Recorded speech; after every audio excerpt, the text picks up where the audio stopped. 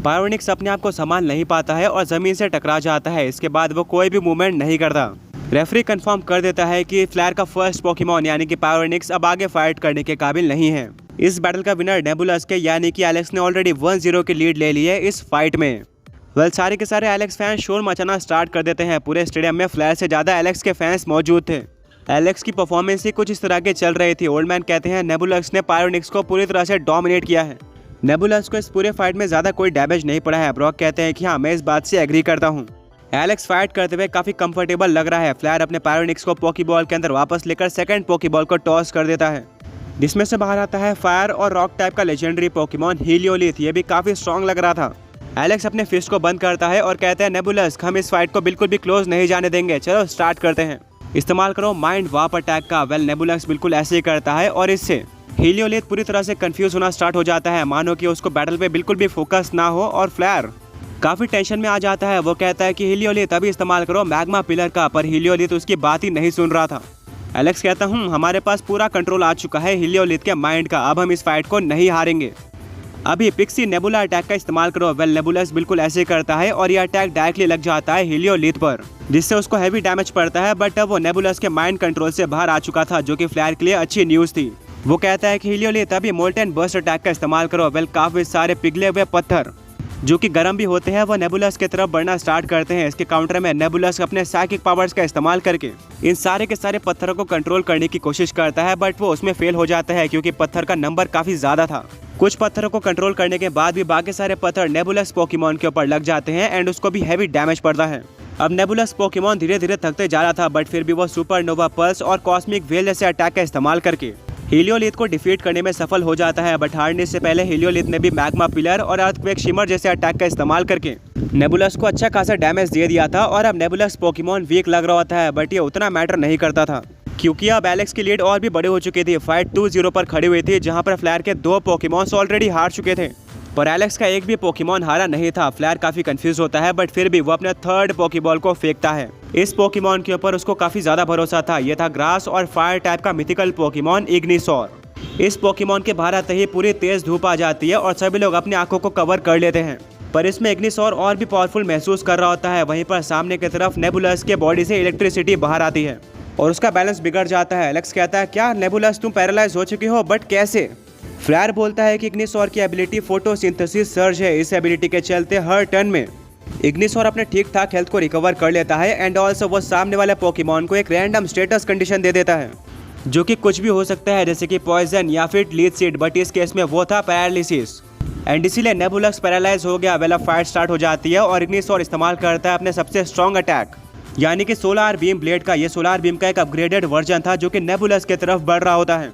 Alex कहता है नेबुलस कभी इस अटैक को डॉज करने की कोशिश करो। नेबुलस पूरी तरह से रेडी था, पर तभी उसके बॉडी से कुछ इलेक्ट्रिक वेव्स बाहर आती है और वो मूव नहीं कर पाता है। एलेक्स समझ जाता है कि ऐसा क्यों हुआ है। इसके पीछे का रीजन पैरालिसिस था। नेबुलस कुछ भी नहीं कर पाता एंड उसके ऊपर super strong solar beam blade attack लग जाता है, जिससे काफी ज्यादा बड़ा एक्सप्लोजन होता है और नेबुलस पोकेमॉन स्टेडियम के वॉल पर जाकर टकरा जाता है और जमीन पर गिरकर वहीं पर हार जाता है। ये देखने के बाद सभी लोग सोचते हैं कि इग्निसोर पोकेमॉन काफी ज्यादा स्ट्रॉन्ग है।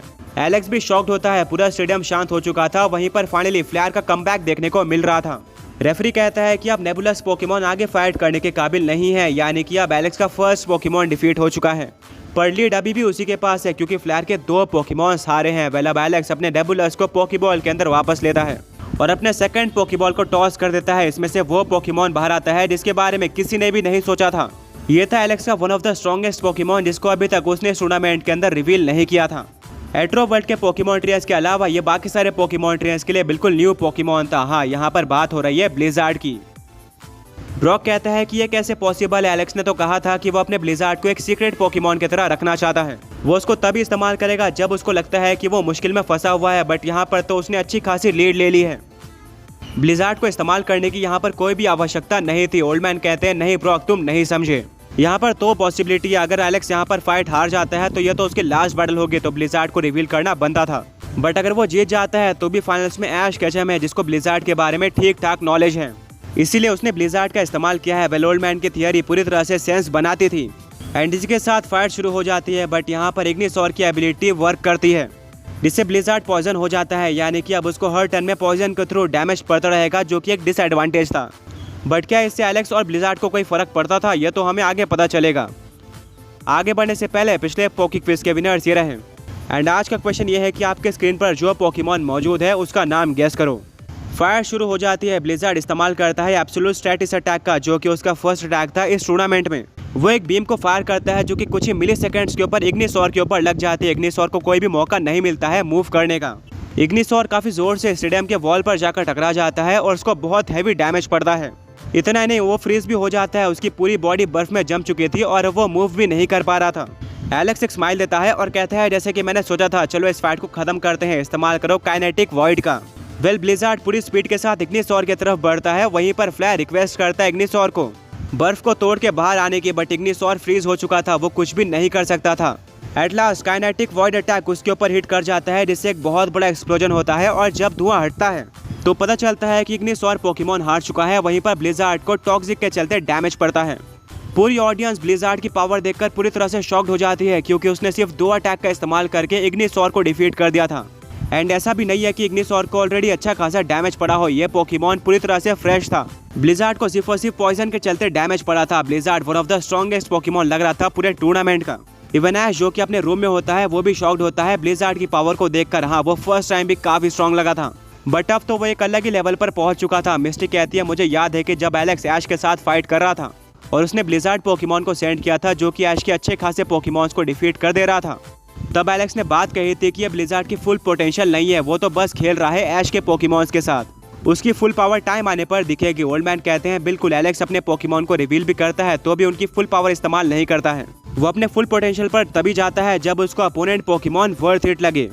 पर हाँ, एक बात हम सबको माननी पड़ेगी कि पहले के टाइम के मुकाबले एलेक्स और ब्लिज़ार्ड दोनों अब काफी स्ट्रॉन्ग हो चुके हैं।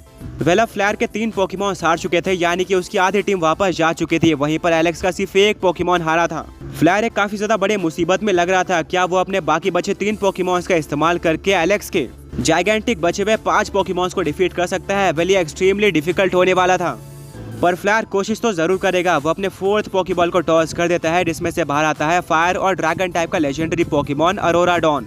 बाहर आते ही अरोरा डॉन की आंखों से कुछ लेजर बाहर आती है जो कि डायरेक्टली ब्लिज़ार्ड पोकेमॉन के ऊपर लग जाती है। इससे ब्लिज़ार्ड पोकेमॉन को कोई फिजिकल डैमेज तो नहीं पड़ता है, बट अब ब्लिज़ार्ड पोकेमॉन के सारे अटैक की पीपी आधी हो जाएगी। यानी कि अगर वो किसी अटैक को 10 बार इस्तेमाल कर सकता था तो वो उसको आधी बार यानी कि 5 ही बार इस्तेमाल कर पाएगा पूरे बैटल में।